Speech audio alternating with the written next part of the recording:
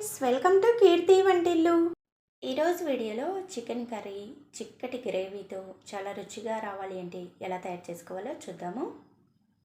First 1 KG chicken తీసుకొని ఉప్పు నీళ్ళతో శుభ్రంగా కడిగి పెట్టుకోండి. చికెన్ని శుభ్రంగా కడిగిన తర్వాత 1 టీ స్పూన్ అల్లం వెల్లుల్లి పేస్టు, 1 టీ స్పూన్ ఉప్పు, 1/2 టీ స్పూన్ పసుపు, 3 టీ స్పూన్లు కారము, 2 టేబుల్ స్పూన్లు పెరుగు వేసుకొని బాగా కలుపుకోవాలి. ముక్కలకు ఉప్పు, కారము, పెరుగు బాగా పట్టేలా కలుపుకోండి. చికెన్ ముక్కలకి ఉప్పు, కారం, మసాలాలు బాగా పట్టేలా కలుపుకొని మూత పెట్టుకొని 1 గంట పక్కకు పెట్టేసేయండి. 1 గంట తర్వాత స్టవ్ ఆన్ చేసుకొని కడాయి పెట్టుకొని 5 టేబుల్ స్పూన్లు నూనె వేసుకొని వేడి చేసుకోవాలి. నూనె బాగా వేడైన తర్వాత 2 మీడియం సైజు ఉల్లిపాయలను సన్నటి ముక్కలుగా పొడవుగా కట్ చేసుకొని వేసుకొని ఫ్రై చేసుకోవాలి. ఉల్లిపాయ ముక్కల్ని లైట్ గోల్డెన్ కలర్ వచ్చేంత వరకు బాగా ఫ్రై చేసుకోండి. ఉల్లిపాయ ముక్కల్ని బాగా ఫ్రై చేసుకున్న తర్వాత 4-5 పచ్చిమిర్చిని చీలికలుగా కట్ చేసుకొని వేసుకోవాలి. 1 టీ స్పూన్ అల్లం వెల్లుల్లి పేస్ట్ వేసుకొని అల్లం వెల్లుల్లి పేస్ట్ కూడా పచ్చివాసన పోయేంత వరకు ఫ్రై చేసుకోవాలి. ఇప్పుడు ముందుగా కలిపి పెట్టుకున్న చికెన్ ముక్కల్ని వేసుకొని బాగా కలుపుకోవాలి. మూత పెట్టుకొని 5 నిమిషాలు లో ఫ్లేమ్లో ఉడికించుకోండి. చికెన్ ముక్కలలో ఉన్న నీళ్ళన్నీ ఇనికిపోయి నూనె పైకి తేలేలాగా ఉండాలి. అలా మగ్గించుకున్న తర్వాత ఒకసారి కలుపుకోండి. ఇప్పుడు 3 ఎర్రటి టమోటాలను సన్నటి ముక్కలుగా కట్ చేసుకొని వేసుకొని కలుపుకోవాలి. టమోటా ముక్కలని మెత్తగా అయ్యేంత వరకు ఇలా మధ్య మధ్యలో కలుపుకుంటూ మగ్గించుకోవాలి.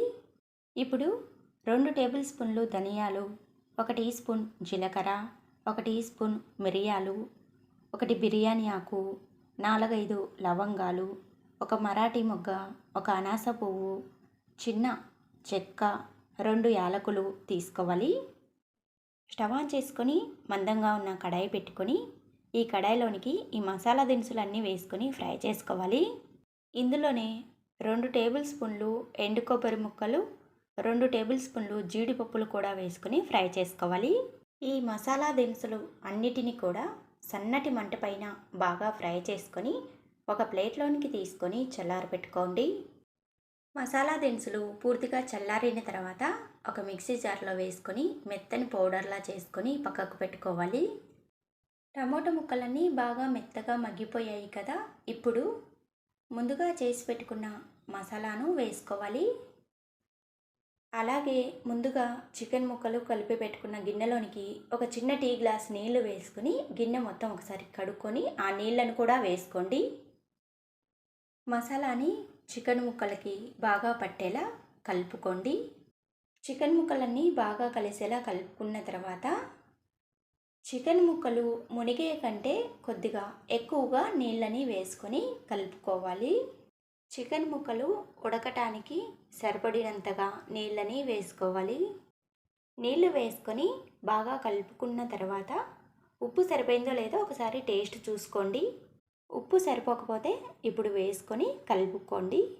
ఉప్పు, కారము సరిపోయిందో లేదో ఒకసారి టేస్ట్ చూసుకొని మూత పెట్టుకొని 15 నిమిషాలు సన్నటి మంట పైన ఉడికించుకోవాలి.